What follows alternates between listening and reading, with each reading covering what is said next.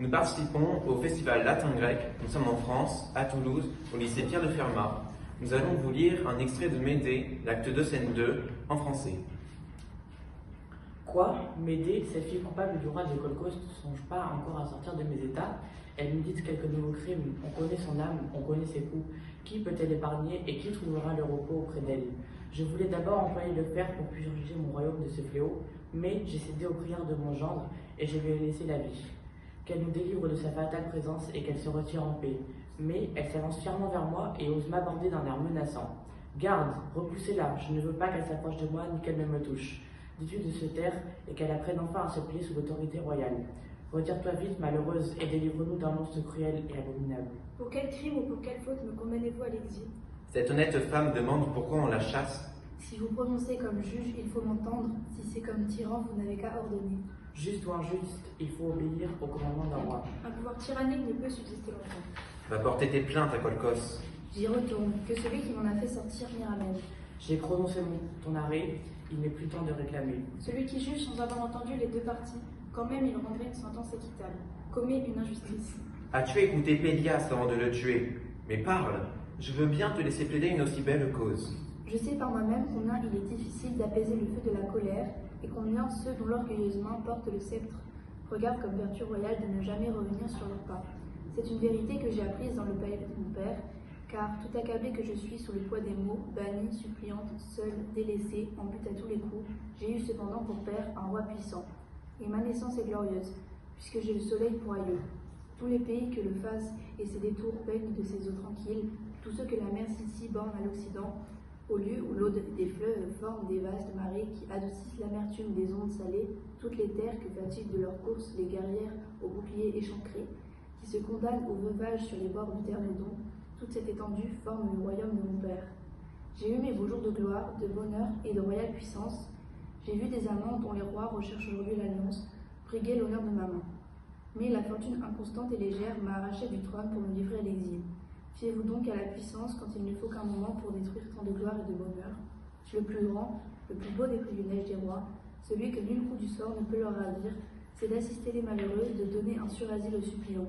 Voilà le seul trésor que j'ai emporté à Colchos. J'ai cette gloire immense d'avoir sauvé moi-même la fleur des guerriers de la Grèce, tous ces héros enfants des dieux et le soutien de leur patrie. C'est à moi qu'elle doit Orphée, ce chantre admirable qui attendrit les rochers et traîne les forêts à sa suite. C'est à moi qu'elle doit Castor et Pollux, et les enfants de Borée et Lyncée, dont la vue perçante découvre les objets placés au-delà des mers, et tous les argonautes, sans parler du chef de ces chefs conquérants, pour lequel vous ne me devez aucune reconnaissance, et pour lequel aussi je n'en demande pas. J'ai sauvé tous les autres pour vous. Celui-là seulement, je l'ai sauvé pour moi-même. Accusez-moi maintenant et reprochez-moi tous mes crimes. Je les avouerai. Le seul qu'on puisse me reprocher, c'est le retour des argonautes. Mais si j'avais écouté la voix de la pudeur et de l'amour filial, c'en était fait de la Grèce entière et de ses princes. Et votre gendre devenait la première victime du taureau qui vomissait des femmes. Quelque malheur que le destin me réserve. Je ne me repens pas d'avoir sauvé la vie de tous ces fils de roi. Le seul prix que j'ai reçu pour tous mes crimes, vous l'avez en votre puissance. Condamnez-moi comme coupable si vous voulez, mais rendez-moi celui qui m'a rendu coupable. Je le suis en effet. Créon, je le confesse. Mais vous saviez déjà que je l'étais, quand j'ai embrassé vos genoux et que mes mains suppliantes ont réclamé votre protection auguste.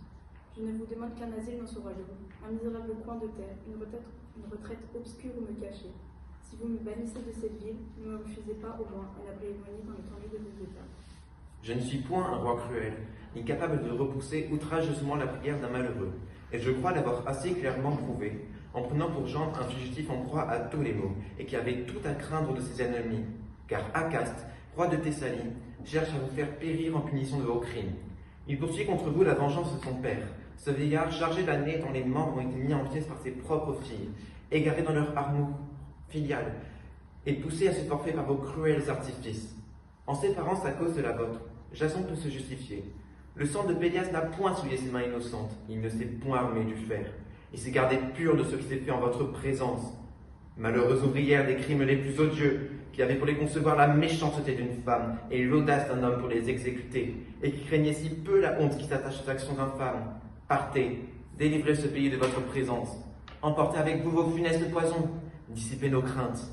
Allez ailleurs fatiguer les dieux de vos noirs sacrifices. Vous me forcez à partir? Eh bien, rendez-moi le navire qui m'a porté ici. Rendez-moi le compagnon de ma fuite. Pourquoi me contraindre à partir seule? Je ne suis pas venue seule pourtant. Si vous craignez d'avoir une guerre à soutenir, chassez-nous tous les deux. Pourquoi cette distinction entre deux coupables? C'est pour lui seul que j'ai tué Pélias, non pour moi. Ainsi de ma fuite, de mon larcin, de mon père trahi, de mon frère mis en pièces, tous ces crimes qu'un mari peut inspirer à de nouvelles épouses ne sont point mon ouvrage. Je les ai commis tous, il est vrai, et aucun d'eux pour moi-même. Vous devriez être parti. Pourquoi ces délais et ces vains discours? Je pars, mais je vous demande à genoux une dernière faveur. C'est de ne point punir mes fils innocents du crime de leur mère.